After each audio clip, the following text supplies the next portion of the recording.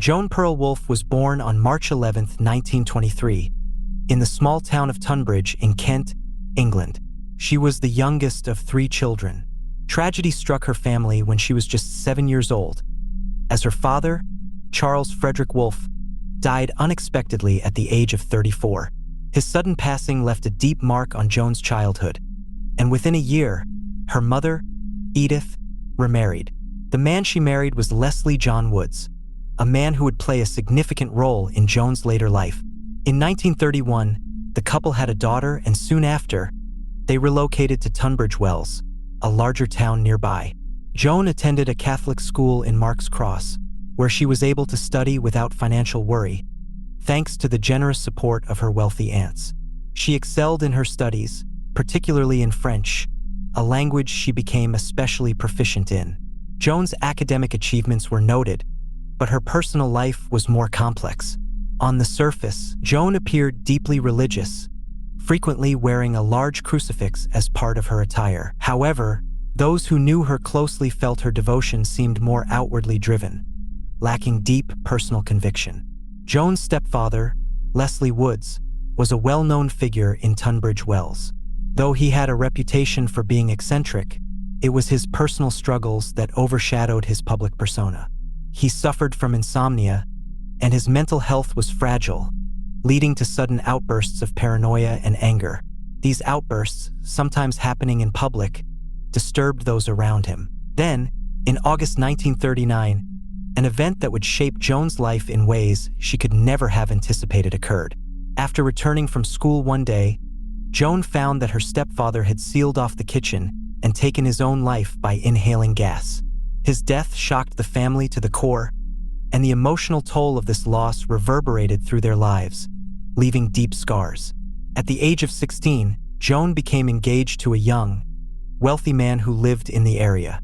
It was said that her fiancé was attentive and caring, and her mother, Edith, was pleased by the prospect of her daughter's future being so secure. However, as the year wore on, Joan's sense of restlessness began to take hold of her. One day, Joan abruptly disappeared. Her mother, frantic, called the police, but it was over a month before Joan was found 60 miles away, in the town of Aldershot. Her fiancé's mother drove there to bring her back, but the incident left a mark on Joan. Upon returning home, Joan felt no relief from her inner turmoil. The sense of unease that had settled over her continued to deepen, and the expectations placed upon her began to feel suffocating. The comfort and predictability of the life she had been expected to lead no longer held any appeal for her.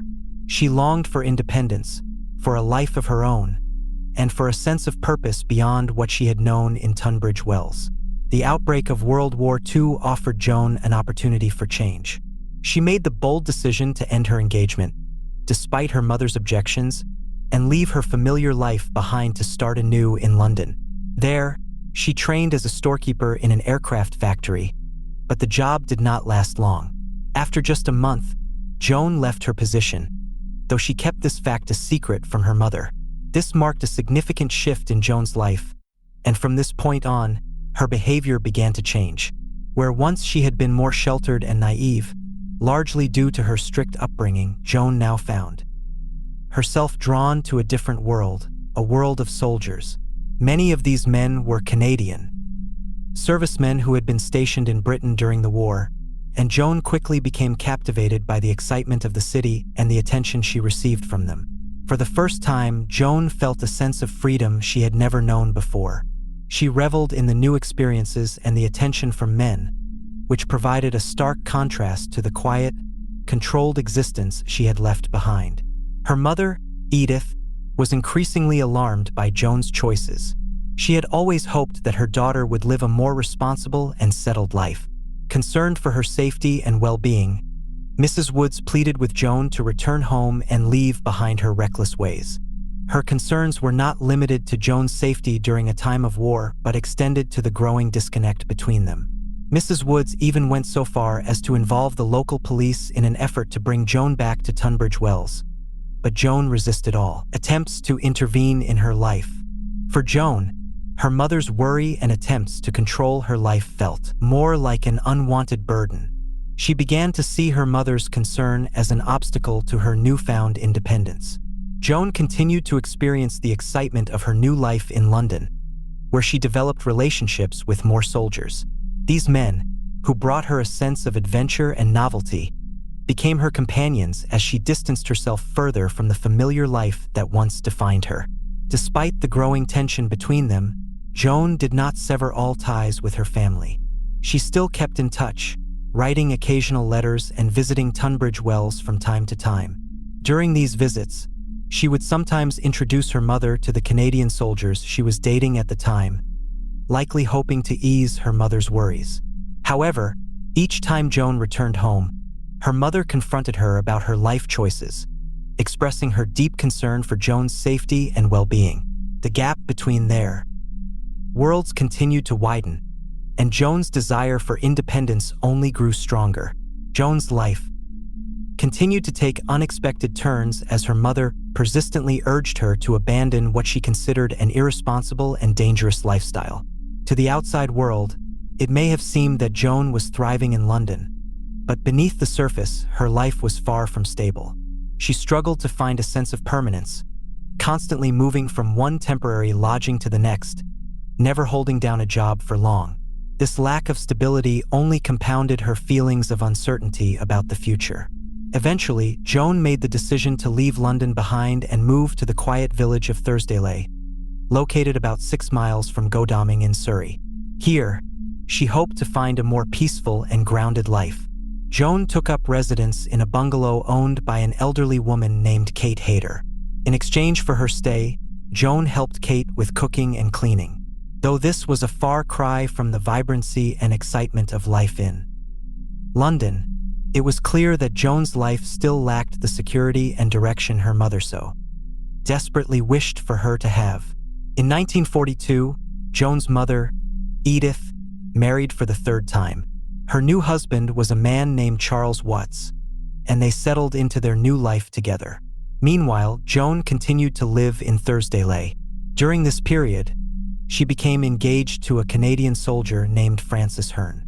Proudly, Joan wore his engagement ring, even telling some people that they were already married, though this was far from the truth. Unfortunately, in July of that year, Joan's fiancé was called back to Canada, leaving her heartbroken and uncertain about her future. Despite the pain of her broken engagement, Joan's life would soon take another twist. The Canadian regiment that had been stationed in Godalming, to which her fiancé had belonged, was replaced by the Regina Rifles, another Canadian unit. Only 2 days after Francis Hearn's departure, Joan met a new Canadian soldier, a man named August Sangret. Feeling despondent and lonely, Joan decided to visit a local pub. She had not bothered to change clothes, and she appeared rather disheveled. It was there, in that state, that she met August. They struck up a conversation that stretched late into the evening, and at the end of their talk, he walked her home. The walk was much longer than necessary as they lingered on the way, talking and enjoying each other's company. They agreed to meet again in a few days. However, when the scheduled meeting came, Joan failed to show up. It seemed as though the brief connection between them had already slipped away, but fate had other plans. On July 21st, the two of them unexpectedly crossed paths again, this time at a fish and chip shop. Joan had originally planned to meet another Canadian soldier named Private Harnell, but upon seeing August again, she quickly changed her plans and agreed to spend the evening with him instead. It was during this night that Joan confided in August, revealing that she had nowhere to stay and explaining her unstable circumstances. August Sangret, who had been born in 1913 in Battleford, Saskatchewan, was of mixed French-Canadian and Indigenous ancestry. Though he had never received any formal education and was unable to read or write, August was fluent in both English and Cree. He had learned many traditional skills from his ancestors, including remarkable proficiency in outdoor survival. After hearing Joan's story, August made a generous offer. He promised to build her a wigwam where she could sleep in comfort. The two of them spent the night together in the wigwam, and in the morning, August returned to his barracks. Before he left, he gave Joan an autographed photo, and they made plans to meet again soon. Over the next few days, August returned to improve the wigwam, furnishing it with army pillows and blankets to make it more comfortable for Joan. But just as things seemed to be looking up, Joan's health took a turn. On July 23rd, she was admitted to the hospital after fainting while out shopping. She wrote to August asking him to visit her, but when he arrived at the hospital, he was told that visiting hours had passed and was turned away. A few days later, Joan sent another letter, this time suggesting she might be pregnant. When Joan was eventually discharged from the hospital, she returned to the wigwam on Hackley Common, where she stayed for the following weeks. During this time, she briefly found work at a factory that made barrage balloons, but she lost the job due to her poor timekeeping. As the pressure of her situation mounted, Joan began to feel overwhelmed by her circumstances. She wrote to her mother, explaining her troubles and asking for help. However, when she received no response, she resolved to find work once again. Despite her increasing sense of isolation and uncertainty, Joan continued to struggle with the realities of her life. She had no permanent home, no stable job, and no clear direction. Her sense of vulnerability deepened as she tried to keep her hopes alive, even as her circumstances seemed to grow more precarious with each passing day. With limited options left, Joan reluctantly returned to the wigwam. Her circumstances were growing more precarious with each passing day, and she seemed to have few places to turn. Eventually, her presence on military grounds was noticed. A military policeman named Donald Bretz discovered Joan living on Army-designated land and promptly ordered her to leave the area. He also instructed August to dismantle the wigwam. Both Joan and August complied with his order, but despite their cooperation, August returned to the area soon after and built another wigwam nearby. Joan, desperate for a place to sleep, made use of this new structure while she continued her search for a more permanent solution to her housing problem. However, things were not improving. Soon, August found himself detained by military police for illegally housing a female civilian on military grounds, and Joan, for her own safety, was escorted back to the hospital by the police. She was made to remain there until September 1st. While Joan was hospitalized, August sought permission to marry her, hoping to provide her with some semblance of security and stability. Unfortunately, he was informed that he needed the consent of Joan's mother as well as approval from the Canadian government. Although he was given the necessary paperwork, August could neither read nor write, preventing him from completing the formalities required to secure permission. When Joan was finally discharged from the hospital, she found herself without a place to go. With no clear options in front of her, she spent the night alone in the waiting room of the local railway station. By September 3rd, she had moved into an abandoned cricket pavilion in Thursdaylea. August, ever supportive, brought her an army blanket and a water bottle he had stolen from his barracks. Over the next 2 weeks, he visited her as often as he could, bringing food and offering comfort. They talked about their future, including the marriage Joan longed for, but despite their hopes, there were tensions between them. Joan's letters to August were filled with both optimism and frustration. She expressed her desire for their relationship to succeed, yet she also described how August's jealousy and accusations of infidelity were beginning to weigh on her. Despite these misunderstandings, she reassured him that she was committed to their relationship and wanted to focus on building a future together. Though Joan's situation was increasingly difficult, she managed to find some temporary work, but as had become all too familiar, she was soon dismissed due to her unreliability. With no steady job and mounting pressures, Joan began gathering blackberries on Hackley Common.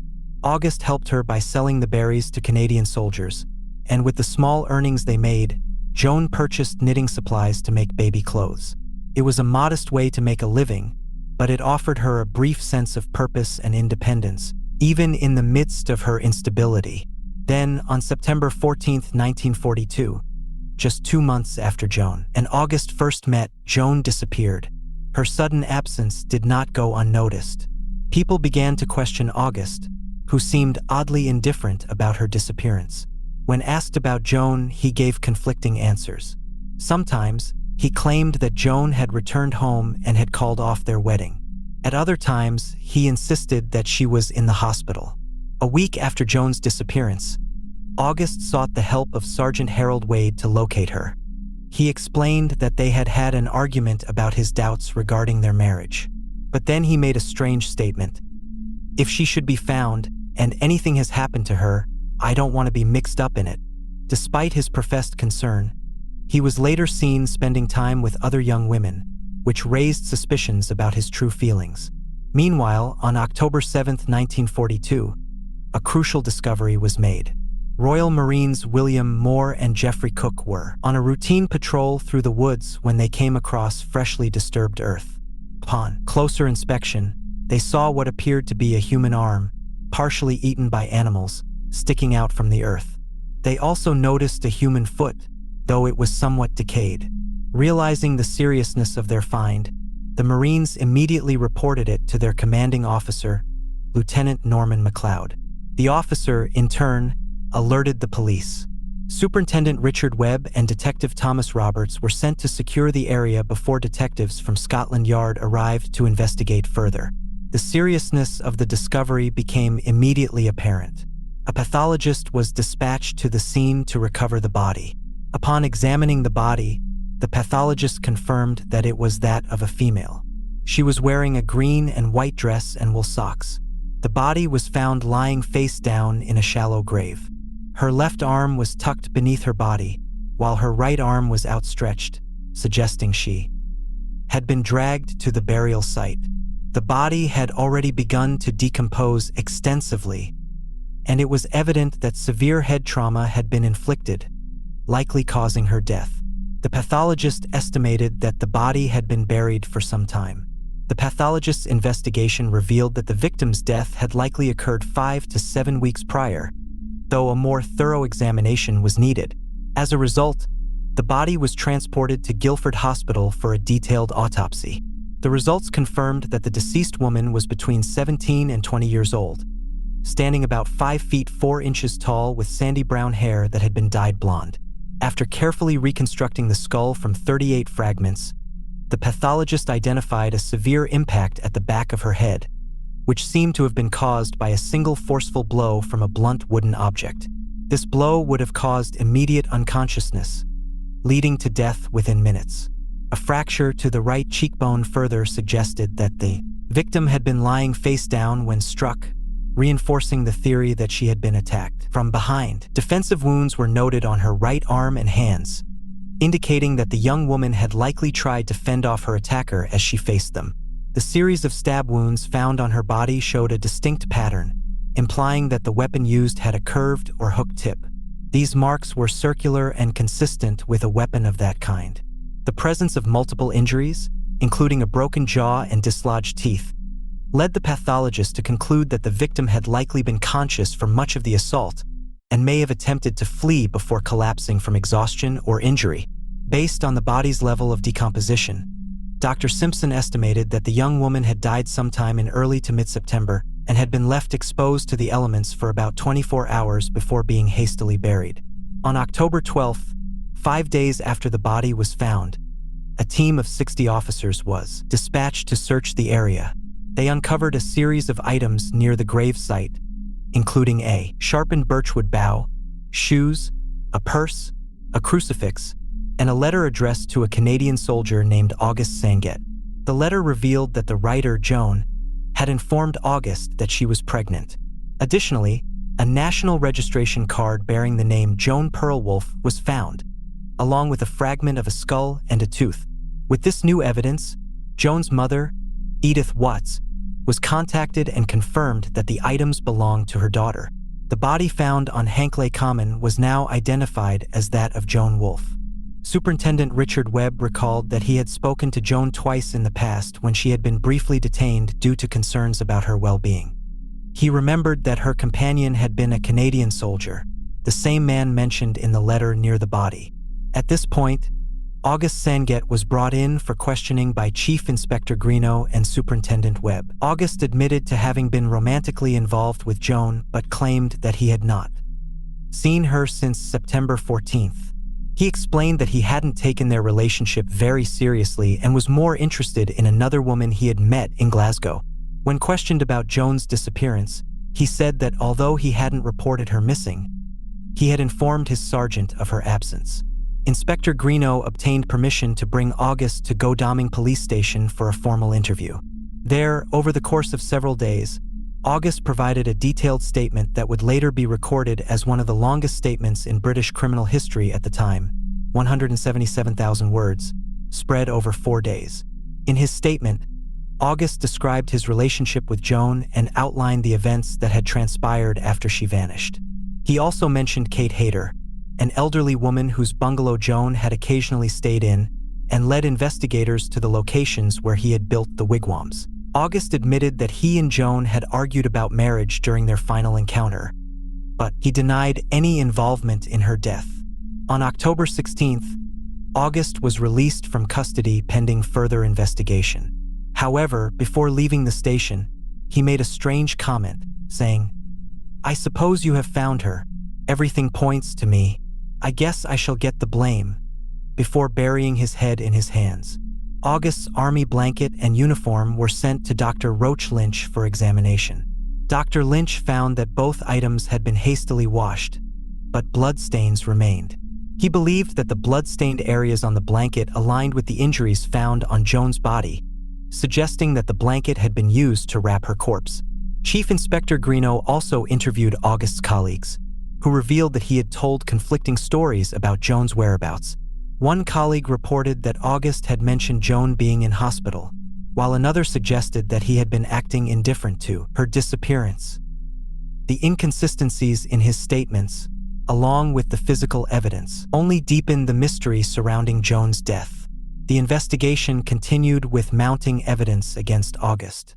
On November 27th, a distinctive knife with a hooked point was discovered hidden in a waste pipe at the army camp.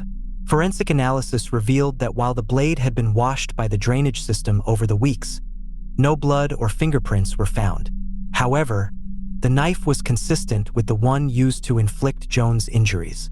Further investigation showed that while the knife was British-made, it had previously been issued to the Canadian forces. This discovery strengthened the belief that August Sangret was responsible for Joan's death. On December 6th, Inspector Greeno took August to Hankley Common to point out areas he and Joan had frequented. Although Sangret complied with the request, he strangely refused to approach Houndown Woods, the spot where Joan's body had been found. When questioned about the knife, August claimed that it belonged to Joan, explaining that her former fiancé, Francis Hearn, had given it to her. Later that day, August Sangret was formally charged with the murder of Joan Pearl Wolfe. He was taken to Brixton Prison, awaiting further legal proceedings. A committal hearing opened in Guildford on January 12, 1943, with witnesses including forensic experts, police officers, and Canadian soldiers who had served alongside the accused. During the hearing, Inspector Greeno presented the extensive statements made by August, particularly highlighting a remark August had made following the discovery of Joan's body. "I suppose you have found her. Everything points to me. I guess I shall get the blame." On January 20th, Mr. Justice McNorton ruled that there was sufficient evidence for August Sangret to stand trial. The trial of August Sangret for the murder of Joan Wolfe began on February 24, 1943, at the Surrey County Hall. As the proceedings commenced, Sangret pleaded not guilty to the charges. Mr. Eric Neve, representing the Crown, opened the case by summarizing the prosecution's arguments. He spoke of Sangret's relationship with Joan, whom he referred to as the Wigwam Girl. Neve also presented the evidence of the knife and the birch bough, both believed to have been used in the killing, and highlighted the contradictory statements made by the defendant regarding Joan's whereabouts after her disappearance. The defense was led by Mr. Linton Thorpe, who disputed the claim that the knife found belonged to August. Thorpe also questioned the credibility of the prosecution's witnesses. He suggested that Joan, who had been known to associate with numerous soldiers, might have been a victim of any one of the 100,000 military personnel stationed in the area, casting doubt on the notion that August was the sole perpetrator of the crime. On the first day of the trial, 17 witnesses testified. The detective superintendent from Surrey Constabulary presented the items found near Hankley Common, including those that belonged to Joan. On the second day, Military personnel testified about their interactions with August and Joan, emphasizing the inconsistencies in August's statements regarding Joan's whereabouts after her disappearance. Canadian Army Sergeant Hicks also testified that he had assisted August in writing letters to Joan. Dr. Simpson and Dr. Gardner, forensic pathologists, explained their findings after examining the body, noting how the distinctive wounds matched those made by the hooked knife found at the Army camp. Dr. Roach Lynch, an expert in forensic analysis, confirmed that, despite being washed, the defendant's blanket and uniform contained traces of blood, which were consistent with Joan's injuries. August Sangret took the stand in his own defense, providing a lengthy testimony. He denied owning the knife and rejected the notion that he had been indifferent toward Joan. However, during cross-examination, the prosecution scrutinized his statements, exposing contradictions and raising doubts about his credibility. The trial lasted for 9 days, with 52 witnesses called by the prosecution. August was the only one who testified in his defense. In closing arguments, Prosecutor Eric Neve reminded the jury of the testimony given by forensic experts and military personnel. He emphasized the strength of the evidence, particularly the bloodstains on August's belongings and the defendant's suspicious behavior. The closing arguments in the trial were presented by the prosecutor, Mr. Eric Neve, who provided a comprehensive summary of the evidence that had been presented during the trial. He emphasized the weight of the evidence, which included expert testimony, statements from military personnel, and physical evidence. He argued that this body of evidence left no room for doubt that August Sangret was responsible for Joan's murder. Neve asserted that August had not only buried her body, but had also attempted to fabricate an alibi and conceal the murder weapon, further indicating his guilt. In contrast, Mr. Linton Thorpe, who led the defense, addressed the jury and urged them to consider the circumstantial nature of the case. He stressed that the prosecution had not proven its case beyond a reasonable doubt. Thorpe pointed out that all the evidence presented was based on inferences, and none of it directly linked August to the crime. He also highlighted the fact that August had been engaged to Joan, suggesting that he had genuine concern for her well-being when she disappeared. Thorpe's defense aimed to cast doubt on the prosecution's narrative by suggesting that other explanations could account for the circumstances surrounding Joan's death. Justice McNorton then turned to the jury, reminding them that the burden of proof rested on the prosecution. He instructed them that, in order to convict August, they must be certain of his guilt beyond a reasonable doubt. If there was any uncertainty or lingering doubt, they were required to acquit the defendant. With these instructions, the jury retired to deliberate. The jury deliberated for 2 hours, during which they reviewed the key pieces of evidence: Joan's skull and the alleged murder weapon. These items, along with the testimony from experts and witnesses, played a central role in their decision-making. After a careful review of the evidence, the jury returned to deliver their verdict. They found August Sangret guilty of the murder of Joan Wolfe, but they strongly recommended mercy in his case. Before the sentence was passed, August was given an opportunity to speak. He chose to address the judge directly, declaring, "I am not guilty, sir. I never killed that girl." Despite his protestations of innocence, Justice McNorton passed the sentence of death, dismissing August's claim. The judge did not consult with the defense counsel before delivering the sentence. August's attorneys were left with little recourse, as the decision had been made. In an attempt to challenge the verdict, August filed for an appeal, which was heard on April 13, 1943. Both of his original defense lawyers, Linton Thorpe and Lawrence Vine, attended the appeal hearing. However, because August had initiated the appeal without consulting them first, neither Thorpe nor Vine were able to raise any objections to the trial process or the verdict. During the appeal, August reiterated his innocence, denying that he had killed Joan and continuing to assert that he did not own the alleged murder weapon.